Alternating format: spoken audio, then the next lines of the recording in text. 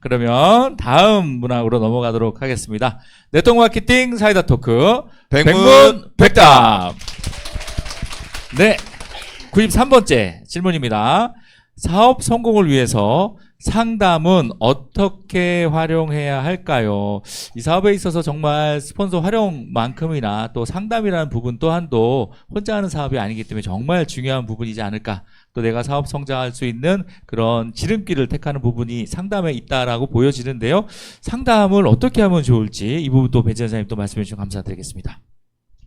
네, 그런 것 같아요. 우리가 뭐든지 배울 때 나보다 잘하는 사람한테 가서 배우는 게 낫잖아요. 그리고 우리 사업은 제가 미리 말씀드린 사람들이 가장 많이 착각하는 게 어떤 문제가 있으면 나만 겪는 것처럼. 그러니까 그게 많이 가장 많거든요. 고객이 명연 반응 나오면 왜 나만 이런 일이 있지 이런 생각을 하시는데 그건 다 거쳐가야 되는 과정이고, 그래서 저는 고통 총량의 법칙이 있다고 얘기를 하거든요. 우리 사업하면서 겪을 거는 다 똑같이 겪습니다. 거의 대부분. 지금 안 겪었다고 기뻐할 거 없어요. 앞으로 겪을 거거든요. 네, 그런 건데 그런 걸 미리 겪은 사람한테 물어보면 아, 그게 어떤 게 올 건지 미리 대비할 수도 있고 또 시행착오를 많이 줄일 수도 있잖아요. 아까 배주 원장님 카톡에 보내듯이 저도 정말 몇 년 동안 말 안 들었던 거거든요.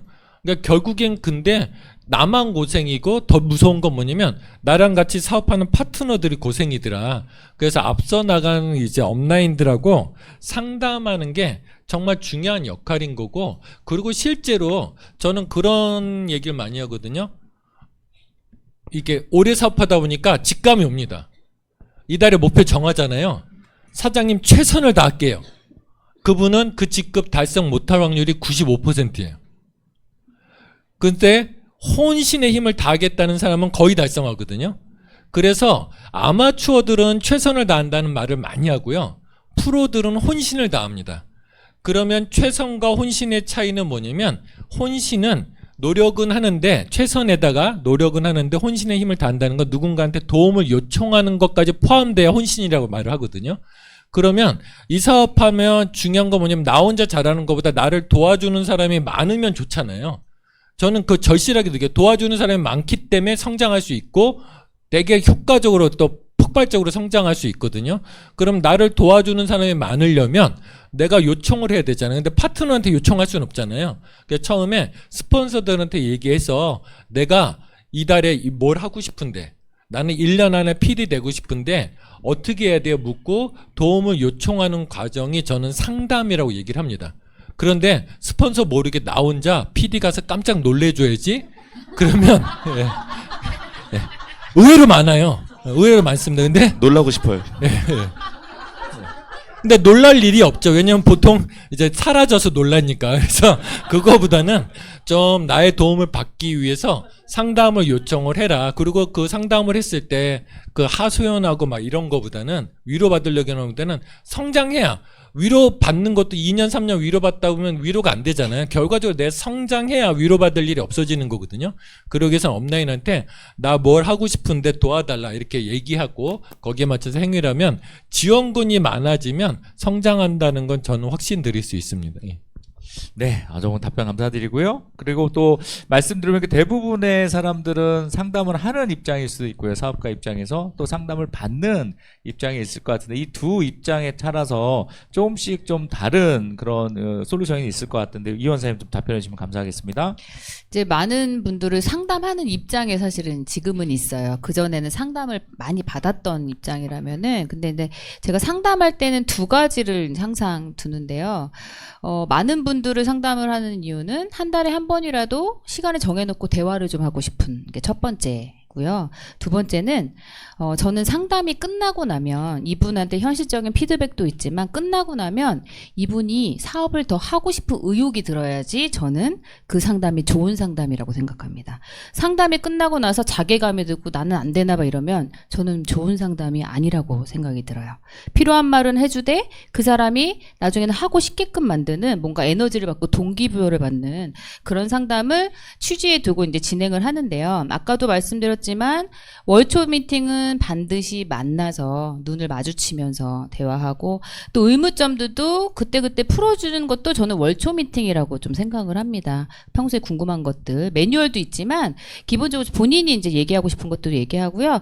그것을 가지고 크게 이제 중간 미팅을 할 때 또 저희가 월초 때 목표를 설립했을 거 아니에요. 누굴 초대하겠다, 뭐 어떻게 몇 점에 무슨 직급 가겠다. 그리고 누구누구를 만나겠다. 근데 하다 보면은 그런 것들이 우리 마음대로 다 되진 않잖아요. 그러면 그런 것들을 점검하고 어떻게 방향을, 이 목표는 변하진 않는데 지금 우리가 좀 변한 변수들이 생겼어? 그럼 그 다음에 이 변수가 있는데 어떻게 대처할 것인가를 중간 미팅을 하는 거예요. 목표를 막 내리고 하는 것이 아니라. 그래서 그 목표는 두고 최선을 이제 다하는 거죠.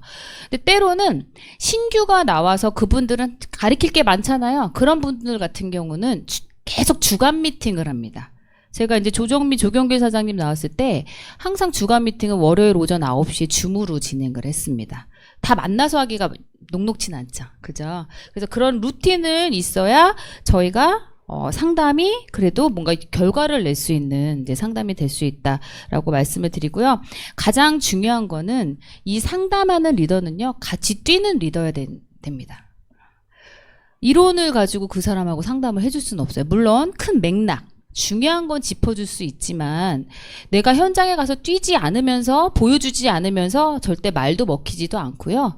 사람들은 말을 듣고 하는 게 아니라 행동하는 걸 보고 따라합니다. 그래서 저는 제 철칙은 제가 밀착해야 된 신규가 나오면 6개월이고 1년이고 제가 다 가서 보여줍니다. 자, 보여줬다라는 거는 내가 전폭적으로 사업을 도와줬다라는 거죠. 그렇게 도와줘 끝이 아니라 그날에 있는 것을 같이 피드백합니다. 사장님, 제가 아까 상담할 때 이렇게 자료를 옆에다 놨죠? 그 이유도 다 순서대로가 있어서 이렇게 놓은 거예요. 그걸 하나씩 얘기를 해줘야 내용 정리가 되지 그 사람 그 현장만으로도 정신이 없거든요. 왜냐면 저는 아까도 말씀드렸잖아요. 시스템이 무장된 리더가 나와야지 저희 사업이 안정적이라고. 물고기를 잡아주는 게 아니라 잡는 법을 알려주는 거예요. 1년 동안. 근데 내가 1년은 필드에서 같이 뛰어야 되는 거죠. 그게 중요한 상담의 어떤 중요한 부분이라고 저는 생각이 들고요. 상담을 받는 입장에서는 첫 번째는 일단 배우려는 자세로 상담을 받으셔야지 내가 이 내용이 또 들어가기도 하고 해보려고도 하고요. 또 이제 가장 중요한 거는 이제 믿고 가야 됩니다. 이제 믿고 가지 않으면 여러 가지 의심도 들고요. 그리고 내가 경험이 많지 않은데 다 이해가 안 가요. 스폰서가 하는 말이. 하라고 하는 것도 이거 하면 진짜 된다고? 막 이렇게 들기도 합니다. 그런데 제가 해보니까요. 다 이해는 안 가지만 하면서 이해되는 것들이 더 많아요. 그는 일단은 믿고 하는 거고 하면서 이해가는 것들이 더 많으니 일단은 내가 믿는 스폰서를 찾아서 일단은 믿고 가는 거에 되게 중요하다는 말씀을 드리겠습니다. 진짜 맞는 것 같아요. 그러니까 그 중요한 말씀하셨는데 그 믿으라고 하지만 아무나 믿으면 또 안 되잖아요. 그래서 그 믿는 사람이 이화정 사장님 그 상담할 때 힘이 있는 이유. 파트너들이 왜 상담하러 오라 해도 안 오잖아요. 근데 파트너들이 저렇게 상담을 받을까 했더니 이화정 사장은 그냥 상담만 하고 끝내는 게 아니고 그 몸으로 보여주더라고요. 그 작업이 되게 중요한 것 같아요. 그래서 우리가 이제 요 상담을 통해 솔직히 말해서 저는 막 재작년서부터 했죠. 월초에 막 5일씩 센터에서 계속 상담하더라고요. 저는 답답했거든요. 낮에 나가서 매출을 올려야지 왜 상담하고 있지 이런 생각을 했는데 지금 돌이켜보니까 그 과정을 통해서 이 팀들이 팀워크가 정말 좋아졌거든요. 그게 뭐냐면 자 상담을 하면 되게 좋은 게 여러분들 선물 받을 때 내가 원하는 걸 받고 싶지 상대방이 주고 싶은 걸 받았을 때 기쁘진 않잖아요. 여자들 어느 때 제일 감동해요? 그렇죠. 저는 이제 가끔 한 번씩 점수 따는 게 최정은 사장이 막 이렇게 지나가다가 저거 이쁘다 하고 지날 때 있어요. 그러면 그걸 기억해뒀다가 1년 뒤 결혼기념일날 그걸 선물해 주거든요. 이런 남자예요. 그래서 아무튼 근데 뭐 그렇게 고민은 되지 않아요. 거의 현금을 좋아하기 때문에. 근데 아무튼 그랬을 때 기분이 좋잖아요. 근데 이게 상담을 통해서 상대방이 원하는 걸 줘야 되는데 그거를 이제 많은 얘기를 통해 그걸 알 수 있는데 대부분의 사람들은 상대방을 알지 못하기 때문에 그러니까 예를 들면 그거에 제가 뭐 보면 어떤 팀들은 상담하면 막 맵 보고서 이디 가셔야 돼요. 그게 이제 와닿겠냐고. 그죠? 상대방 이립할 이유가 없는데 그건 그 전에 충분한 얘기가 못 됐고 두 번째는 이립 가는 방법을 몸으로 보여주지 못했기 때문에 상담 능력이 없거든요. 그래서 저는 조금 상담을 통해서 상대방이 원하고 이 사람들이 왜 무엇을 원하는지 아는 것도 되게 중요하다 생각을 합니다. 예. 네, 두 분 말씀 너무너무 감사합니다. 93번째 질문, 사업 성공을 위해 상담을 어떻게 활용해야 할까요에 대한 질문은 상담이라는 건 스폰서가 나를 돕게 만드는 지름길이기 때문에 잘 활용해야 된다는 부분과 그리고 상담을 하는 입장과 받는 입장에 따라서 마음가짐을 달리해야 된다라는 부분으로 정리하면 좋을 것 같습니다.